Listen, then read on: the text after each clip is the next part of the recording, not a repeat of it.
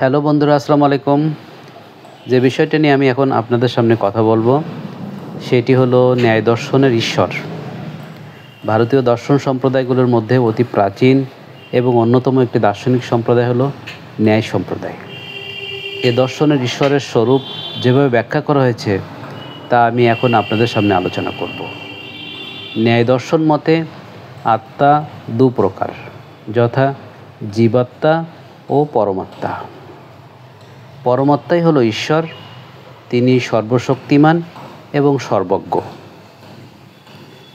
God is omniscient and omnipotent. তিনি জগতের স্রষ্টা, রক্ষক এবং সংহারক। পরমাণু, দেশ, কাল, আকাশ, মন এবং আত্মার সাহায্যেই ঈশ্বর এই বিশ্ব জগৎ সৃষ্টি করেছেন। ন্যায় দার্শনিকদের মতে পরমাণু, দেশ, কাল, আকাশ, মন এবং আত্মা এগুলি সবই নিত্য দ্রব্য এবং জগতের উপাদান কারণ। ঈশ্বর এই নিত্য দ্রব্যগুলো সৃষ্টি করেন নাই। জগৎ সৃষ্টির পূর্বে ঈশ্বরের ন্যায় এদেরও অস্তিত্ব ছিল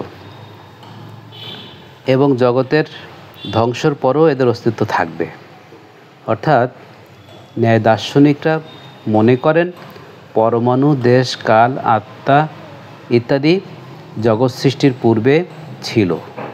এগুলো নিত্য। ঈশ্বর যেমন নিত্য চিরকালব্যাপী অবস্থান করছে, ঠিক তেমনি এগুলো নিত্য চিরকালব্যাপী অবস্থান করছে এবং জগৎ ধ্বংসের পরেও এগুলো অবস্থান করবে। সুতরাং ঈশ্বর এই জগতের উপাদান কারণ নয়, তিনি নিমিত্ত কারণ। কুম্ভকার যেমন মৃত্তিকার উপাদানের সাহায্যে ঘট নির্মাণ করেন, ঈশ্বরও তেমনি নিত্য দ্রব্যগুলোর সাহায্য জগৎ সৃষ্টি করেছেন। জগৎ সৃষ্টির পর তিনি জগৎকে রক্ষা করেন এবং প্রয়োজনবোধে তিনি এই জগৎকে ধ্বংস করেন। অর্থাৎ জগতের রক্ষাকর্তা এবং ধ্বংসকর্তা ঈশ্বর নিজেই। তাই তাকে জগতের স্রষ্টা এবং ধ্বংসকারক বা রক্ষাকারক বা সংহারকারক বলা হয়ে থাকে। ন্যায় দার্শনিকরা মনে করেন ঈশ্বর এক, তিনি অসীম এবং তিনি নিত্য। জগৎ সৃষ্টি ঈশ্বর তাকে সীমিত করতে পারে না, অর্থাৎ জগৎ সৃষ্টিকারক হিসেবে ঈশ্বরকে সীমিত করা যায় না। জগৎ তাহার দেহ আর তিনি জগতের আত্মা।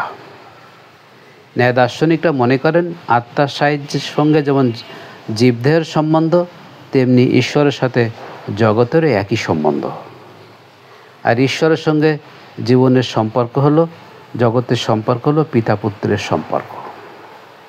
পিতা যেমন পুত্রের ক্ষমতা ও সমর্থন অনুসারে পুত্রকে কর্মে নিযুক্ত করেন, ঈশ্বরও তেমনি তার সৃষ্ট জীবকে তার অতীতের কর্ম অনুসারে বর্তমানের কর্ম নিযুক্ত করেন। অর্থাৎ অতীতে যে যেমন কর্ম করেছেন, ঈশ্বর সেই কর্মের ভিত্তিতে বর্তমানেও তাদেরকে কর্মে নিযুক্ত করেন। জীব তাহার কার্যের নিমিত্তকরণ, আর ঈশ্বর তাহার সমস্ত কর্মের প্রযোজক কর্তা। সুতরাং কর্মক্ষেত্রে জীব সম্পূর্ণ স্বাধীন নয়, আংশিক স্বাধীন মাত্র। ঈশ্বর জীবের কর্মফলদাতা। জীব নিজের ইচ্ছায় কর্ম করে বটে, কিন্তু কর্মফল তার ইচ্ছার উপর নির্ভর করে না। ঈশ্বর জীবের কর্মের গুণাগুণ বিচার করিয়া কর্মের গুণ অনুসারে ফল প্রাপ্তির ব্যবস্থা করেন। জীব কর্ম অনুযায়ী পাপ পুণ্যের অধিকারী হয় এবং পাপ পুণ্য যেখানে সঞ্চিত থাকে তার নাম হলো অদৃষ্ট। ঈশ্বর এই অদৃষ্টকে নিয়ন্ত্রণ করেন, কারণ অদৃষ্ট অচেতন। তাই অদৃষ্টস্থিত কর্মফল জীবের ভোগার্থে প্রদানের জন্য একটি সচেতন সত্তার প্রয়োজন। সেই সচেতন সত্তাই হলো ঈশ্বর। ঈশ্বরের অস্তিত্ব প্রমাণের জন্যে ন্যায় দার্শনিকরা যে সমস্ত যুক্তি উপস্থাপন করেন তা হলো কার্যকরণ সম্পর্ক যুক্তি। চন্দ্র, সূর্য, নক্ষত্র, পাহাড়, পর্বত, সমুদ্র প্রভৃতি সবই যৌগিক পদার্থ এবং পরমাণু শক্তি দ্বারা গঠিত। এই পদার্থগুলো সবই কার্য, সেহেতু ইহার অংশের সমষ্টি এবং অবয়ব সীমিত এবং পরস্পর সংযুক্ত। সুতরাং ইহাতেই কারণ থাকবে। এই কারণের আবার দু প্রকারের অস্তিত্ব আছে। একটি হলো উপাদান কারণ, অন্যটি হলো নিমিত্ত কারণ। ঈশ্বর এই উপাদানগুলো থেকেই তিনি নিমিত্ত করেছেন এই বিশ্বজগৎ। অর্থাৎ কার্যকারণ সম্পর্কের উপরে ঈশ্বরের সম্পর্কের কথাই ব্যাখ্যা করেছেন ন্যায় দার্শনিকরা। আবার অদৃষ্টভিত্তিক যুক্তিও তিনি তারা দেখিয়েছেন। অর্থাৎ এই জগতের সকল মানুষের অবস্থা একরকম নয়। কেউ ধনী, আবার কেউ গরিব, কেউ সুখী, আবার কেউ দুঃখী, কেউ পণ্ডিত, আবার কেউ মূর্খ। কিন্তু এই তারতম্যের কারণটা কী? সার্বজনীন স্বীকৃতি কার্যকারণ নীতি অনুসারে এই তারতম্যের নিশ্চয় একটি কারণ আছে। প্রত্যেক মানুষের অবস্থা তার কর্মফলের সৃষ্টি, ন্যায় দার্শনিকরা তা মনে করেন। মানুষের সুকর্ম সুফলতা দান করে, আর কুকর্ম কুফল দান করে। মানুষের শুভ ভাণ্ডার কর্মফলে সঞ্চিত থাকে এবং সঞ্চিত থাকে বলেই তা অদৃষ্ট। সুতরাং অদৃষ্ট হলো মানুষের শুভাশুভ কর্মফলের ভাণ্ডারখানা। ন্যায় দার্শনিকরা মনে করেন এ সমস্ত কর্মফল অনুসারে মানুষের ভবিষ্যৎ নির্ধারিত হয়।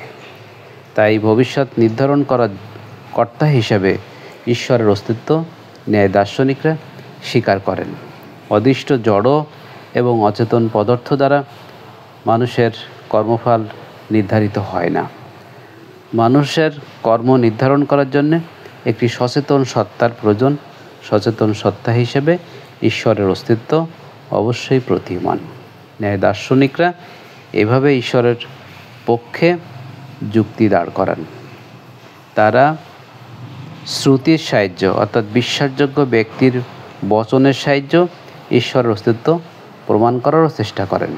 বেদ এবং যে সমস্ত উপনিষদ, ভগবদ গীতা, এখানেও ঈশ্বরের অস্তিত্বের কথা তারা স্বীকার করেন।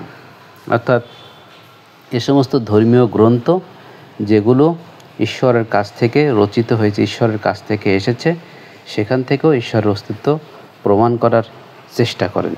বেদের কর্তারূপে ঈশ্বরের অস্তিত্ব স্বীকার করেন। তারা ন্যায় দার্শনিকরা মনে করেন বেদ হলো অভ্রান্ত এবং এটি সৃষ্টিকর্তারই নিকট থেকে এসেছে, সৃষ্টিকর্তারই বাণী।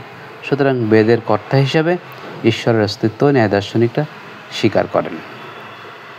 নৈয়ায়িকরা ঈশ্বরের যে ধারণার কথা বলেন তা কোনোভাবেই অস্বীকার করা যায় না। কারণ তিনি এই জগতের স্রষ্টা, তিনি এই জগতের রক্ষাকারক এবং তিনি এই জগৎকে ধ্বংস করেন। জগতের অস্তিত্ব রক্ষা করার জন্যে ঈশ্বর এই জগৎকে সৃষ্টি করেছেন এবং ঈশ্বরের নির্দেশেই এই জগৎ ধ্বংস হবে। ঠিক তেমনি ঈশ্বর বা আমাদের পবিত্র ধর্মগ্রন্থগুলিতে ঈশ্বরের অস্তিত্বই স্বীকার করা হয়েছে। নৈয়ায়িকরা সেভাবেই ঈশ্বরের অস্তিত্ব স্বীকার করেন। ধন্যবাদ সবাইকে। সবাই ভালো থাকবেন। ধন্যবাদ।